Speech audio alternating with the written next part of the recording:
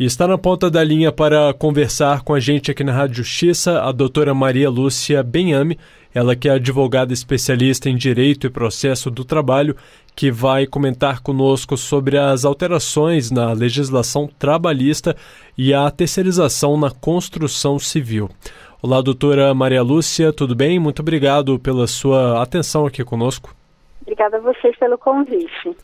Doutora, para a gente contextualizar, então, até o ano passado, 2017, quais eram as regras válidas para a terceirização na construção civil especificamente?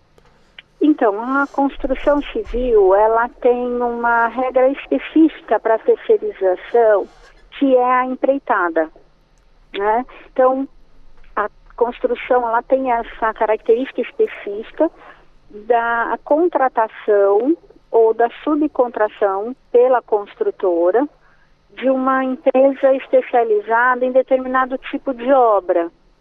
E essas obras são feitas por um tempo determinado, que é o conhecido como a empreita. Por exemplo, você tem a contratação de uma empresa especializada em forros de gesso ou numa parte elétrica. A CLT, ela continua aplicável para esse tipo de contratação.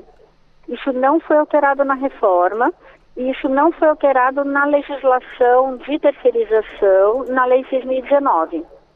Então, nesse aspecto, quando a empreitada, a responsabilidade da tomadora é solidária, porque a CLT estabelece esse tipo de solidariedade de responsabilidade.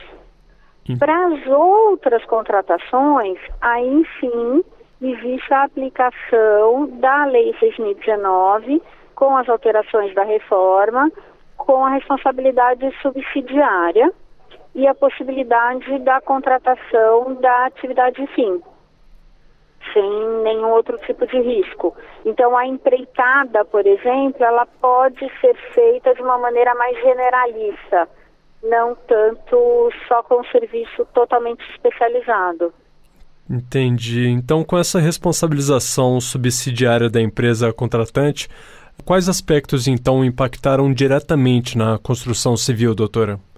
A responsabilidade subsidiária foi a Lei 6.019 que trouxe, e a lei da reforma, dita reforma trabalhista, o que ela trouxe? A possibilidade da terceirização inequívoca da atividade fim.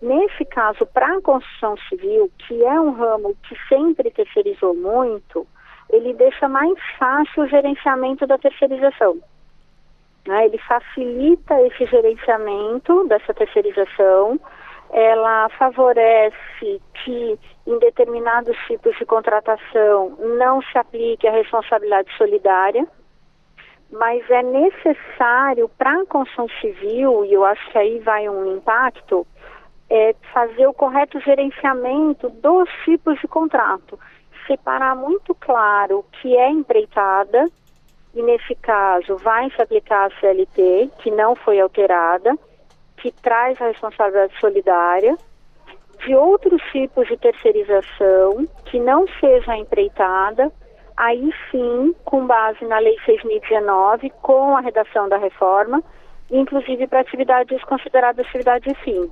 E aí você vai ter uma responsabilidade subsidiária.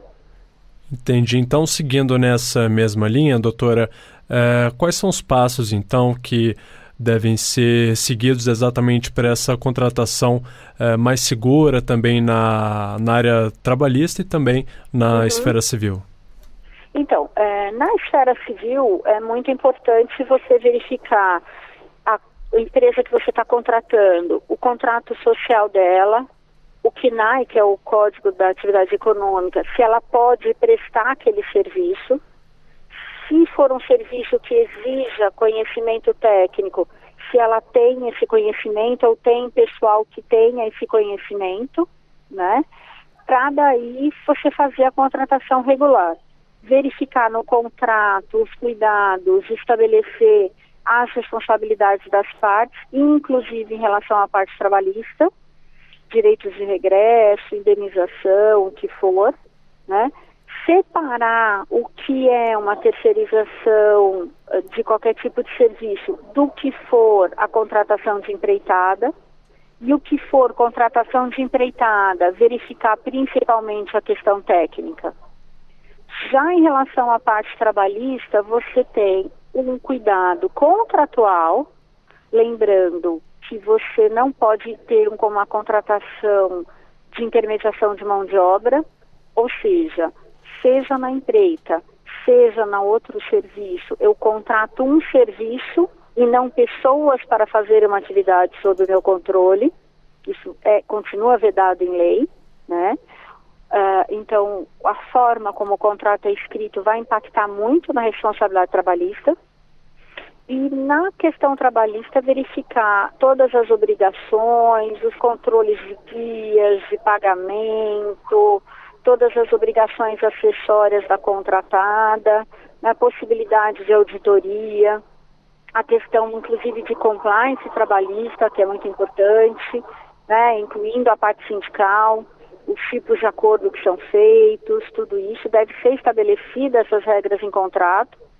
E no gerenciamento do dia a dia, que é o mais importante, é evitar um controle direto da mão de obra terceirizada, seja empreita ou seja outra forma de contratação, né? E trazer um cuidado também de gerenciamento da documentação da empresa contratada, por exemplo, só liberando o pagamento com entrega das guias de INSS fundo pago, esse tipo de cuidado. Tá certo, então conversamos com a doutora Maria Lúcia Benhame, ela que é advogada especialista em Direito e Processo do Trabalho, que acabou de falar conosco sobre as alterações na legislação trabalhista, principalmente o impacto à terceirização na construção civil. Doutora Maria Lúcia, muito obrigado mais uma vez pelas suas explicações e, claro, por participar aqui conosco na Rádio Justiça. Até a próxima. Obrigada.